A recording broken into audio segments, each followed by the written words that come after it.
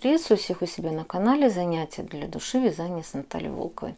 Отдельный привет хочу передать спонсорам моего канала, а также донатам группы ВКонтакте. Мне очень приятно, что вы поддерживаете мое творчество.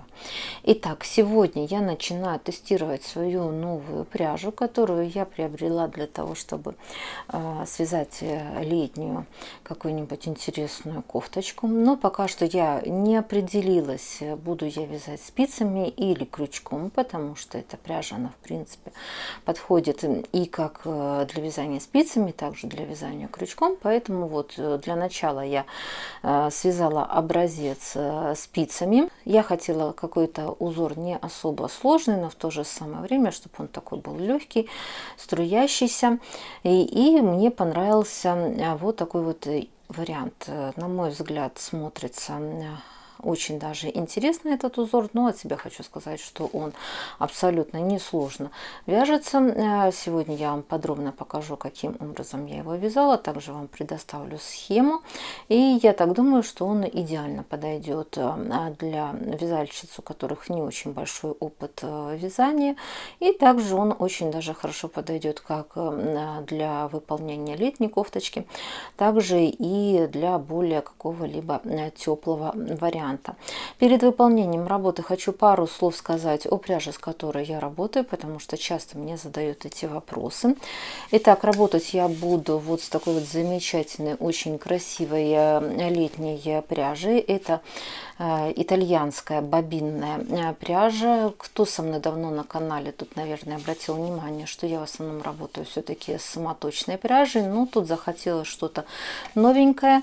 И поэтому после долгих поисков интересной, хорошей и, главное, недорогой итальянской пряжи в интернете я вот вышла на такой вот вариант. На распаковочку этой пряжи у меня подготовлено отдельное видео, в котором я очень подробно рассказываю именно о самой пряже, а также о том, где я ее приобрела. Поэтому очень подробно в этом видео я не буду останавливаться на этом моменте. Расскажу вкратце, если вдруг кто-то не видел это видео, но опять же я вверху вот здесь вот оставлю вам ссылку на видео распаковочку, и при желании вы ее также сможете посмотреть. Итак, приобретала я эту пряжу в интернет-магазине, как я уже и сказала, называется Бобинка Шоп этот магазин. Данный магазин, он специализируется на итальянской стоковой бобинной пряже по низким ценам.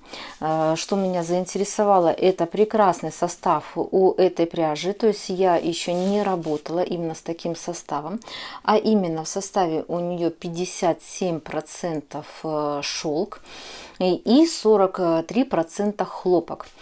Меня очень заинтриговал такой состав, и поэтому я решила приобрести эту пряжу, и тем более плюс еще ко всему мне очень понравился цвет. Это лиловый такой вот сиреневый оттеночек. У пряжи, помимо того, что очень хороший состав, который я сейчас озвучила, но еще плюс ко всему хороший метраж, это 600 метров на 100 грамм. Как я уже сказала, можно вязать как спицами, так и крючком, а также на машинке вязальной, если вы вдруг вяжете на вязальной машинке. Ну, я вяжу обычно спицами или крючком, поэтому для начала я выполнила узор именно связанный спицами, и я так думаю, что в ближайшее время я еще подготовлю узор, связанный крючком, чтобы определиться уже окончательно, как я буду вязать себе летнюю кофточку. В двух словах хочу сказать, что пряжа, помимо того, что у нее очень красивый цвет, она еще и шелковистая. Не знаю, видно вам на камеру или нет. То есть у нее такой очень приятный шелковый эффект. В то же самое время она мягкая, безумно приятная к телу.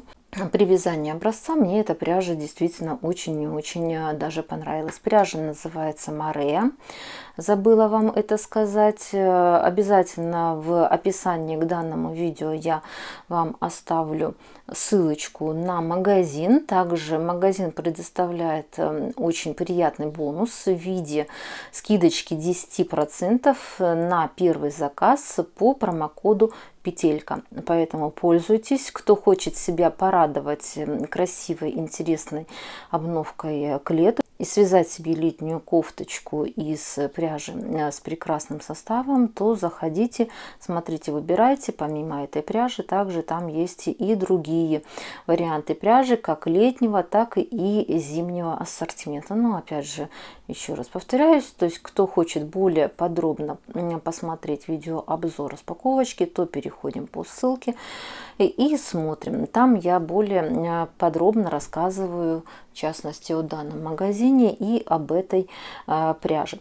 Итак, далее мы начинаем с вами работать непосредственно с данным узором. О пряже я вам уже рассказала, то есть у нас получается 100 грамм 600 метров.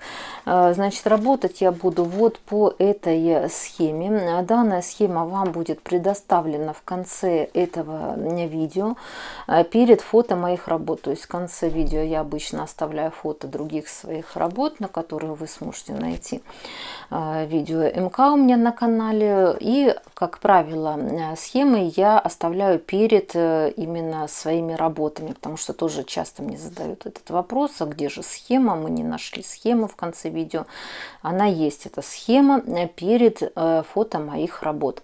Также напоминаю, что совсем недавно практически у меня вышел видеообзор на мою новую работу. Это летнюю ажурную кофточку, связанную крючком. Фото я вам оставлю этой кофточки, поэтому также при желании вы сможете посмотреть этот видеообзор, если вам нравится эта моделька.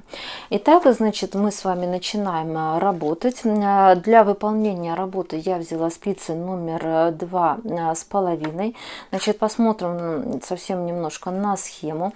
Раппорт узора у нас состоит из 6 петель. То есть вот они, 6 этих петель, плюс 1 петля идет для симметрии и 2 кромочные петли. Для данного образца я набрала 24 петли, это непосредственно у меня будет сам узор. 25 петля это для симметрии 1 петелька и плюс 2 кромочные петли. То есть в общей сложности для образца здесь у меня набрано 27 петель. Как я уже сказала, узор он несложный. Значит, высоту он состоит буквально, у нас получается, из 8 рядов. И также хочу сказать, что на данной схеме у нас показаны как лицевые ряды, также и изнаночные ряды. То есть вот у нас идет нумерация. Значит, опять же, кто не очень большой имеет опыт в работе, обращаю ваше внимание, что условные обозначения у нас идут непосредственно, как мы видим, данный узор как бы с лицевой стороны. Поэтому вот у нас указаны лицевые петли. И четный ряд у нас здесь тоже как бы указаны лицевые петли. Но это если мы будем смотреть с лицевой стороны на данный узор. То есть с изнаночной стороны, соответственно, эти петли вяжутся изнаночными. Но я вам еще более подробно все покажу.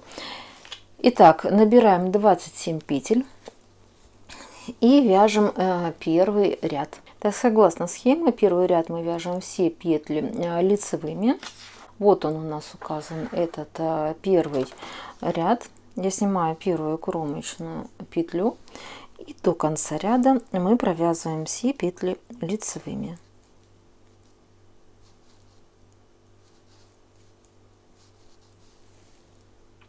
Итак, я провязала до конца первый ряд, все петельки лицевыми, и крайняя последняя петля это изнаночную я всегда провязываю.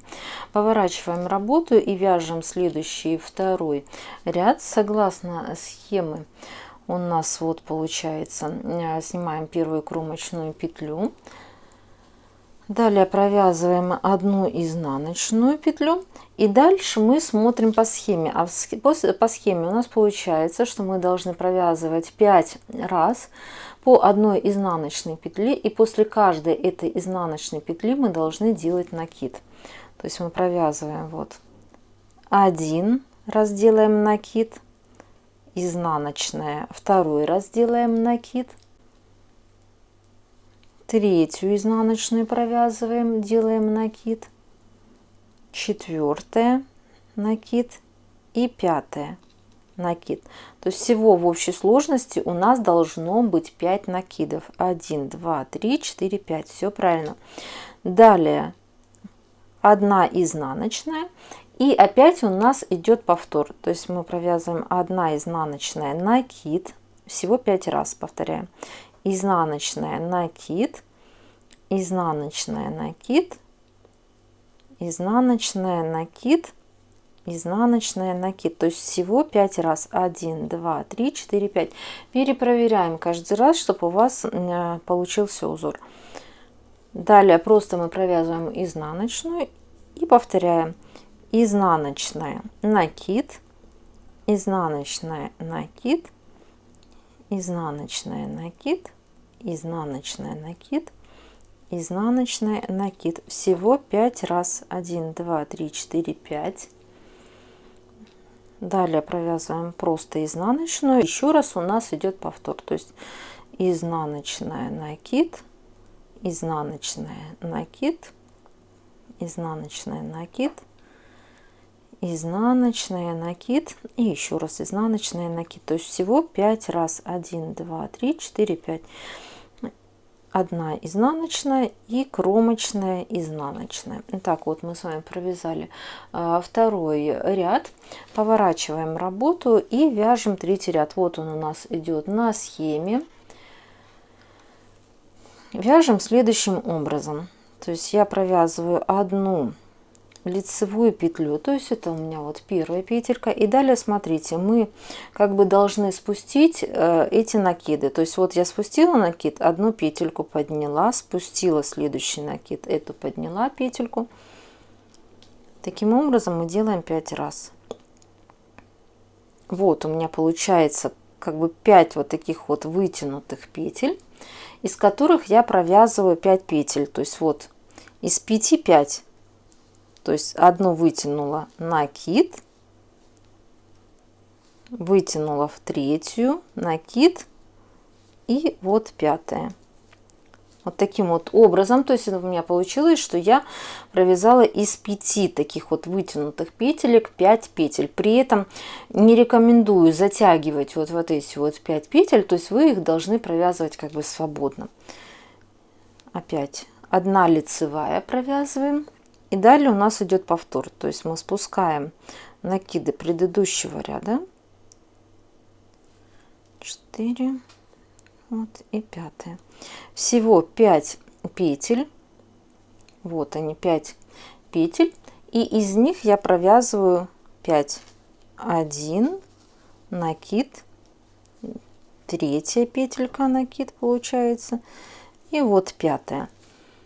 И по такому принципу мы довязываем до конца ряда. То есть 1 лицевая, опять же,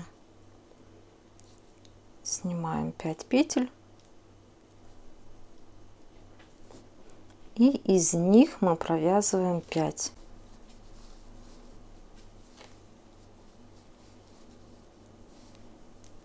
Пятая. Так, вот. 1 лицевая и 1 повтор у нас буквально остался.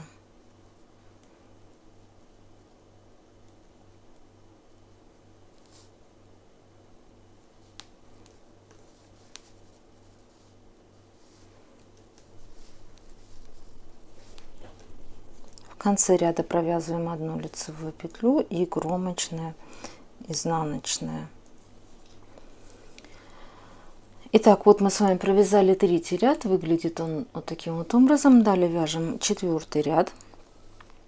Вот он у нас на схеме. Все петельки провязываем изнаночными, включая и накиды предыдущего ряда. То есть все петельки, главное вязать внимательно, чтобы не пропустить никакую петлю. То есть до конца ряда провязываем все петли изнаночными.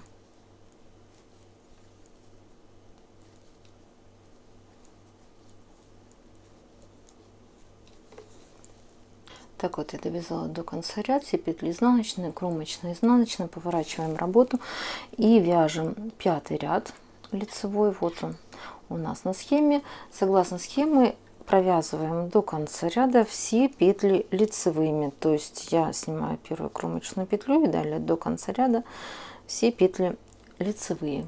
Я провязала до конца 5 ряд, все петли лицевые, кромочные, изнаночные, поворачиваем работу, вяжем следующий 6 ряд. На схеме вот он у нас указан, 6 ряд. Мы также будем провязывать изнаночную с накидом, но единственное, что со смещением, потому что если вы обратите внимание, вот эти звездочки, они идут в шахматном порядке. Итак, я снимаю первую кромочную петлю. Согласно схеме я должна провязать 4 изнаночные петли. 4 изнаночные. Далее мы повторяем, соответственно, 1 изнаночная, накид, повтор 5 раз.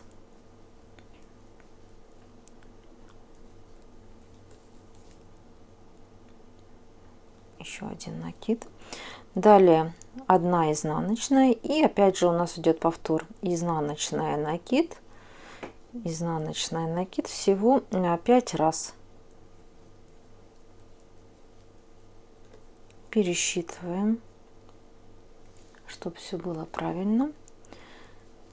Изнаночная, и последний повтор изнаночная, накид, изнаночная, накид, всего 5 раз. Пересчитываем 1, 2, 3, 4, 5. Все правильно. И в конце ряда у нас получается 4 изнаночные петли и кромочная изнаночная. Так, вот мы с вами провязали 6 ряд, перепроверяем, да, все правильно. Смотрите, в конце 6 ряда у нас получается, что 4 изнаночные петли и кромочная изнаночная. И далее мы с вами вяжем 7 ряд. Здесь также я буду провязывать 5 петель из 5. Провязываем следующим образом: 4 лицевые петли, 3, 4. И далее мы аналогично провязываем, получается, 3 ряда, то есть снимаем накиды, 5 петелек у меня должно быть, вот 5 петель, и из них я провязываю 5 петель.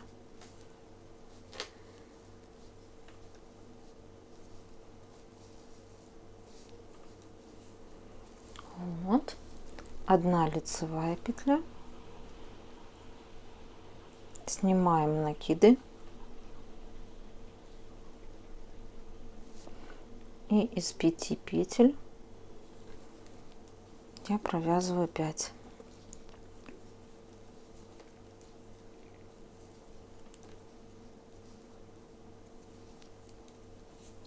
И еще один раз получается у нас повтор: 1 лицевая петля,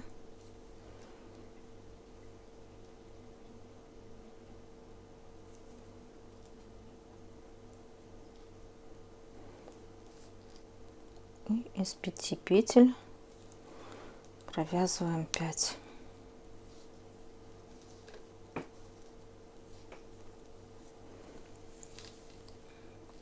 В конце ряда у нас остается 4 лицевые петли.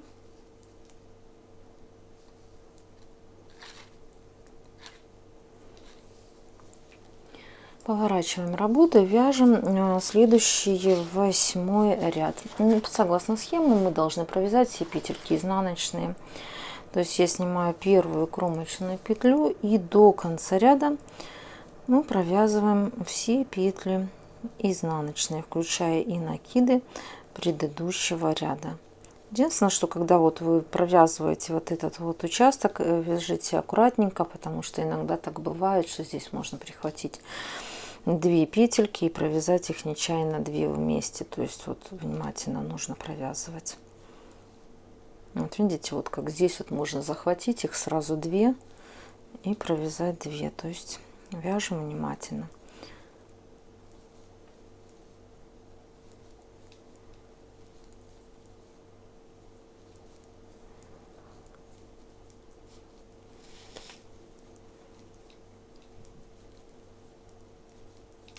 Кромочная, изнаночная. Итак, вот мы с вами провязали, довязали, можно сказать, 8-й ряд, и это у нас уже с вами провязан ровно один раппорт узора. То есть далее вы начинаете повтор, начиная с первого ряда. То есть, как вы видите, узор несложный, небольшой у него раппорт узора именно как по количеству петель, также и по количеству рядов. В результате вот таким вот образом у нас получается узорчик. Единственное, что вот эту вот нижнюю часть я ее уже предварительно немножко совсем отпарила. Но опять же сразу хочу сказать, что отпаривать всегда нужно очень и очень аккуратно. То есть я, как правило, просто с изнаночной стороны аккуратно обдаю паром. Ни в коем случае не надо прикладывать утюг и усердно гладить, потому что вы вот эту вот всю красоту рельефную, вы это все расплющите и испортите себе данный узор. Поэтому, если вы боитесь, что вы неправильно отпарите, тогда лучше просто постирайте данный образец, и у вас узор он встанет на свое место. Итак, я очень надеюсь, что данное видео МК для вас было интересным и полезным. Мне со своей стороны данный узор он очень даже понравился ввиду своей несложностью в работе, но в то же самое время он так интересненько и рельефно смотрится. Напоминаю также, что если вы захотите приобрести пряжу с шикарным таким составом, то переходите по ссылочке в описании. Я оставлю именно ссылку на сам интернет-магазин. Также у данного магазина есть телеграм-канал, также оставлю эту ссылку. Пряжа называется Мария. Значит, у меня это лиловый цвет, поэтому кому он также понравился, то вы можете себе его заказать. Ссылка по промокоду петелька 10% на первый заказ, что, на мой взгляд, достаточно выгодно, так как цены в данном магазине демократичные на итальянскую пряжу очень хорошего качества. Также напоминаю, что у меня на канале на данный момент тоже достаточно много различных видео МК. Фото своих работ я оставлю в конце данного видео, поэтому при желании вы сможете их посмотреть. Если вдруг кто-то пропустил какое-либо видео МК, то заходите и смотрите у меня на канале. Также буду рада видеть вас у себя в подписчиках ВКонтакте. Ссылку обязательно оставлю на свою страницу, поэтому заходите, добавляйтесь, буду всем рада. Итак, кому понравилось видео, обязательно ставим лайк, делимся с данным видео со своими друзьями. Так, до новых встреч!